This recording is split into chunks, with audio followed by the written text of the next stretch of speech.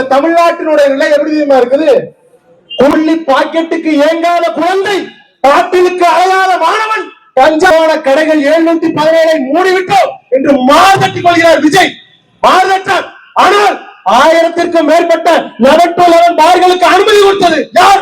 முன்னாள் இவர்கள் காதல தேனை ஊற்றுவார்கள். தேர்தலுக்கு பிறகு உங்களை அப்படியே படுக்க வச்சு வாயத்தோட சாமியை பால ஊற்றுவான்.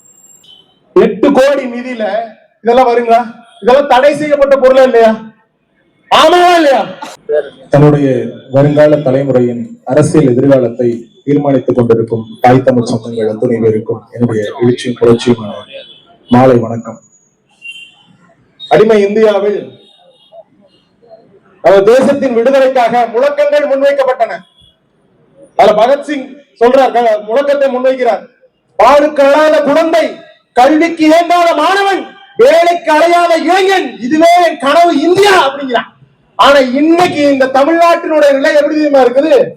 கொள்ளி பாக்கெட்டுக்கு ஏங்காத குழந்தை, பாட்டிலுக்கு அழையாத மாணவன், கஞ்சாவிற்கும் மெத்தப்பட்டவனுக்கும் தெரியாத இளைஞர்கள் என்ற நிலையில் இருக்கு. காரணம் யார்?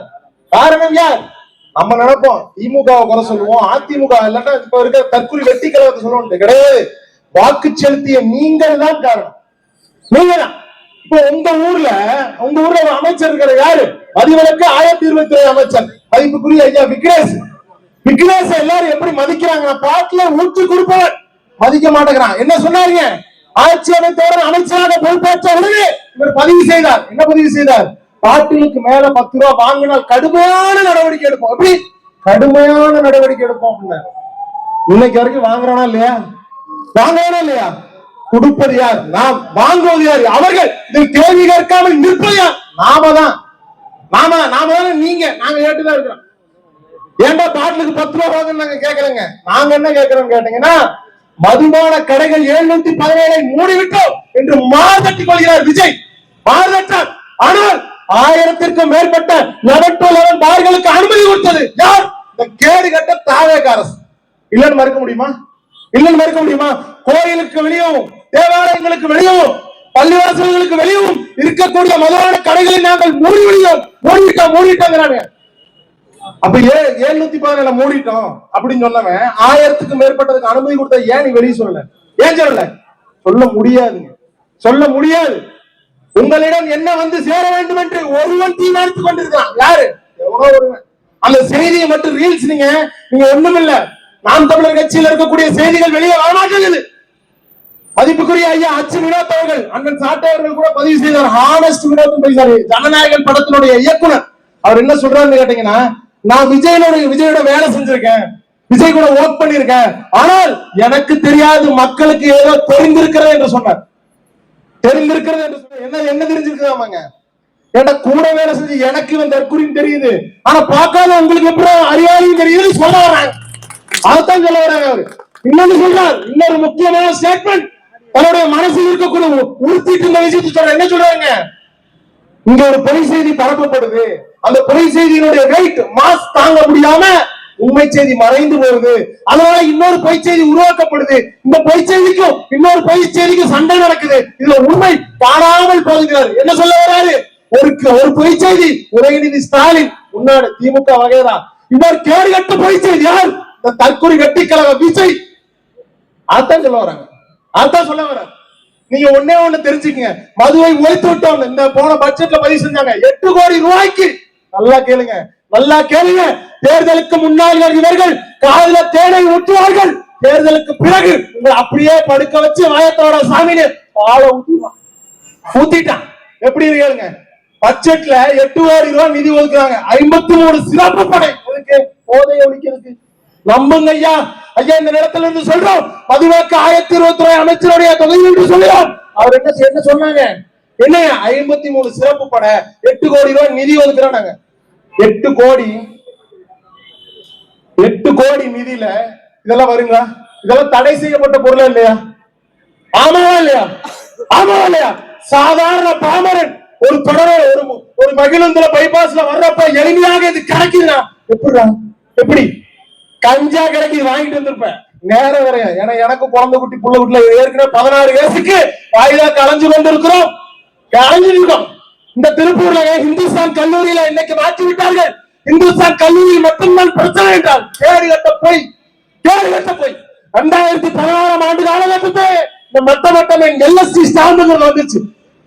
எல்எஸ்டி ஸ்டாம்புகள் எதுக்குங்க? பிரம்மையான எண்ணங்களை தூண்டுவோம், விசித்திரமான எண்ணங்களை தூண்டும் அப்படிங்கிறான் எல்எஸ்டி. இதுவும் அதே மாதிரிதான் மட்டமட்டமே. மருத்துவத்துறையிலேயே தடை செய்யப்பட்ட போதைப் பொருட்கள் எளிதாக மக்கள் மத்தியில் கிடைக்கும்படி யார் யார் சிந்திங்க, கொஞ்சம் சிந்திச்சு பாருங்க. நீங்க கோயம்புத்தூர்ல மட்டும்தான் நடக்குன்னு நினைக்கிறீங்களா? கல்லூரி பேர் சொல்லணும்னு நினைக்கிறீங்க? கோயம்புத்தூர்ல இருக்கக்கூடிய அனைத்து கல்லூரிகளிலும் சகஜமாக அனைத்து ட்ரக்குகளும் போக்கிக் கொண்டிருக்கின்றன. இது தெரியாம வேடிக்கை பார்த்துட்டு காவல்துறை மல்ல புரியுதுங்களா? புரியுதுங்களா? கெட்டு போறது யார்? என் வீட்டு அக்கா தங்கச்சி, என் வீட்டு அண்ணன் தம்பி, எங்க வீட்டு பிள்ளைகள் கெட்டு போறாங்க. உங்களுக்கு என்ன வயிறுல எவ்வளவு இருக்கு? ஒரு அமைச்சர் பதிவு செய்யறாரு, கிள்ளி சரத்து. அவர் என்ன சொல்றாருங்க? ஏஎம் பிஎம் பார்க்காமல் உழைக்கும் முதல்வர் சிஎம் அப்படிங்கிறார். ஏஎம் பிஎம் பார்க்காமல் உழைக்கும் சிஎம். இந்த சிஎம் தான் நாளைக்கு பிஎம். யார் சொல்றதுங்க? கிள்ளி சரத்து. என்ன யாரு தெரியுங்களா? அவரு ஏங்க ஒரு போன்ல மாத்திரையை வச்சு நான் கிரெடிட் கார்டை வச்சு நசுக்கிட்டு இருந்தேன். யாருக்கு? என் குழந்தைக்கு. அந்த குழந்தை யாருங்க? அந்த குழந்தையே நான் தாங்க அப்படிங்கிற மாதிரி கிள்ளி சரத்துங்கிறவன் போதைய வெளிப்பட குற்றம் சாட்டி வைக்கிறேன். நீ ஒரு ஆண்மகன். இந்த எத்தனையோ காவல்துறை அதிகாரிகள் மேலதிகாரிகள் இருக்கிறார்கள், எத்தனையோ நார்காட்டிக்ஸ்கள் இருந்திருக்கீங்க, போதை ஒழிப்பு தடுப்பு பிரிவுகள் இருந்திருக்கீங்க. உங்க மனசாட்சியை தொட்டு சொல்லுங்க. அந்த பரதேசி நாய் அமைச்சர் மரியாதை கொடுக்க மாட்டேன். அதே அமைச்சர் கிள்ளி சரத்து இவன் நீங்க இந்த மெத்தபெட்டமைன் பொருளை பயன்படுத்தணும்னு சொல்லுங்க. ஒவ்வொரு யங்ஸ்டர்ஸ் நீங்க கஞ்சா கிடைக்கிறதுல எளிமையா கஞ்சா கிடைக்கிறது இல்லைங்க. என்ன கிடைக்குது? மெத்தபெட்டமைன் எளிமையா கிடைக்குது. மெத்தபெட்டமைன் கடந்த இந்த ஆட்சி காலம் வந்ததுல 150க்கும் மேற்பட்ட கொலை சம்பவங்கள் நடந்திருக்கு. யாரு காரணம்? அவன் தான் காரணம், திமுக காரணம். சரி ரைட், சரி 150க்கும் மேற்பட்ட பாலியல் தொந்தரவுகள் நடந்திருக்குது. யார் காரணம்? திமுக காரணம். சரி ரைட், ஓகே. ஏங்க அது விளக்கு நீங்க பண்ணல, சரி நாங்க பண்றோம். நீங்க இத்தனை பண்ணாம இவ்வளவு பண்ணி வச்சிருக்கீங்க, சரி அதுக்கும் திமுக தான் காரணம். அதுக்கும் திமுக. அப்ப நீங்க எதுக்குடா காரணம்? 100 நாள் ஆட்சி, மகத்தான ஆட்சி, ஒரு யுகத்தின் புரட்சிகிறார், ஒரு யுகத்தின் புரட்சி. 3 மாசம் ஆகல, எங்களை விமர்சனம் செய்யாதீங்க அப்படின்னு சொல்லக்கூடிய 3 மாசத்துல என்ன செய்து விட முடியும் என்று கேட்கக்கூடிய இதே தாவேகா ஐடி விங்குகள் தான் என்ன பதிவு செய்யறான்? ஒரு யுகத்திற்கான புரட்சி, மாற்றத்திற்கான முதல்வர் அப்படின்னு யார விஜய் பதிவு செய்யறான். அப்ப நம்ம கேட்கணுமா இல்லையா? என்ன மாற்றத்தை நீ கொண்டு வந்திருக்கிற இந்த நேரத்துல? ஒரு மயிரும் கிடையாது, ஒண்ணும் கிடையாது. இப்ப நீங்க பார்க்கக்கூடிய செய்திகள் அனைத்தும் மத்த கட்சியில் இருக்கக்கூடிய ஐடி விங்கெல்லாம் பாத்தீங்கன்னா பெய்டு லேபர், கூலிக்கு மாரடிக்கிற கூட்டம். ஆனால் நாம் தமிழர் கட்சியில் இருக்கக்கூடிய ஒவ்வொரு இளைஞனும் பெயின்ஃபுல் டைகர், தன்னுடைய கொள்கைக்கு குருதியா கொடுக்கிற கூட்டம் தான் களத்தில் நிக்கிறோம். இந்த கூட்டத்தை நாங்க நடத்த எங்க அக்கா கட்சியில நிக்கிறாங்கன்னா ஒவ்வொருத்தரும் எங்களுடைய உழைப்பில் விளைந்த காசை வச்சு கஞ்சா வித்து வரலடா. விக்னேஷ் கஞ்சா வித்து வரல, சாராயத்து வித்து வரல, முதல்வரை போன்று ஃபேக் நியூஸ் ஸ்ப்ரெட் பண்றதுக்கு 3000 கோடி பணம் செலவு பண்ணி வரல. எங்க காசை போட்டு வந்திருக்கோம். எங்க காசை போட்டு திருப்பூர், ஈரோடு, வால்பாறையில என்ன வந்திருக்கிறாங்க. சட்டமன்றத்தில் மக்களுக்கான விவாதங்கள் நடத்தப்படுகிறத பார்த்தா அப்படிலாம் ஒண்ணும் கிடையாது. அண்ணியா தண்ணியா, எங்க மாமா, எங்க உங்க அப்பாவை காண, எங்க உங்க பொண்டாட்டியை காண. இதான் விவாதமா? இதுதான் விவாதம். கேலி கூத்து, கேவலம். தமிழ்நாட்டில் இந்த மாதிரி ஒரு ஆட்சி அமைந்தது வெக்கக்கேடு. நீங்க திமுக ரொம்ப கேடுகட்ட கட்சி, அதிமுக கேடு. ஆம், திமுக அதிமுக கேடுகட்ட கட்சி. அதை விட கேடுகட்ட கட்சி தாவேகாங்கிற கட்சி. ஏன்? இந்த நிலத்தில் நீங்கள் சிந்தித்து பாருங்கள். இன்னொருவர்கள் அவன் என்ன தப்பு செய்தாலும் அதற்கு முட்டு கொடுப்பதற்கு அத்தனை ஊடகங்கள் இருக்கிறார், அத்தனை ஊடகம் இருக்குது. 3000 கோடி ரூபாய் செலவு செய்து தன்னுடைய இருப்பை தக்க வைத்துக் கொள்கிறார்கள். கொஞ்சம் சிந்திங்க. அடுத்த 5 ஆண்டுகள் இவர்கள் ஆட்சி, எங்க அண்ணன் கார்த்திகேயன் கூட பதிவு செய்தார், அடுத்த 5 ஆண்டுகள் இவர்கள் உறுதியாக இந்த ஆட்சியில இருக்கணும். ஏன்? இருந்தாதான் உங்களுக்கு மானத்தமிழ், எங்க கூட பிறந்த உங்க எங்க அக்கா கட்சிகளுக்கு புத்திவர். எவெல்லாம் தாவேகாக்கு வாக்கு செலுத்தினோம் பாரதிய சொல்ல, வாயில கூட தாவேகாக்கு ஓட்டு போட்டு சொல்ல முடியாது. தயவுசெய்து சிந்திங்க. 10 முறை பாட வராது பதுங்கி கிடக்கும் புரிய தமிழா, செத்து மடிவது ஒரு முறை தானடா. இடைத்தேர்தல் வருது. இந்த இடைத்தேர்தலில் மிகப்பெரிய ஒரு சம்மட்டி அடியை இந்த தாவேகா அரசு பெறும் என்பதை கூறி விடைபெறுகிறேன்.